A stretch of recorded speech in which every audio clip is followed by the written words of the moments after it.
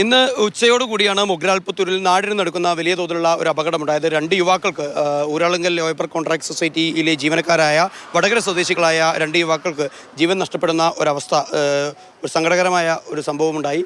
ഈ വൈദ്യുതി തൂണിൽ ലൈറ്റ് സ്ഥാപിക്കുന്നതിനിടയിലാണ് ട്രെയിനിൽ സ്ഥാപിച്ച കൊട്ട താഴേക്ക് തകർന്നു വീണ് അതിലുണ്ടായിരുന്ന രണ്ട് യുവാക്കൾക്കും മരണം സംഭവിക്കുന്നത്. വെൽഡ് ചെയ്തൊരു ഭാഗം തകർന്നു വീഴുകയാണ് എന്നാണ് ദൃക്സാക്ഷികളിൽ നിന്ന് മനസ്സിലാക്കാൻ സാധിച്ചത്.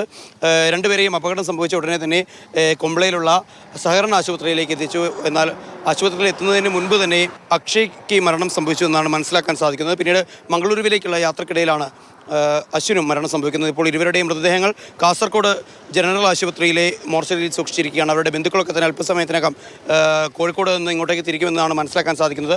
മറ്റ് നടപടിക്രമങ്ങളിലേക്കൊക്കെ തന്നെ പോയിക്കൊണ്ടിരിക്കുകയാണ്. അല്പസമയം മുൻപ് വരെ പോലീസ് ഉദ്യോഗസ്ഥരും അതോടൊപ്പം തന്നെ ക്രെയിൻ ഓപ്പറേറ്റർ അടക്കമുള്ള ആളുകൾ ഉണ്ടായിരുന്നു. എന്താണ് സംഭവിച്ചതെന്നുള്ള കാര്യത്തിൽ ഇനിയും ഒരു കൃത്യമായ വ്യക്തത വരേണ്ടതുണ്ട്.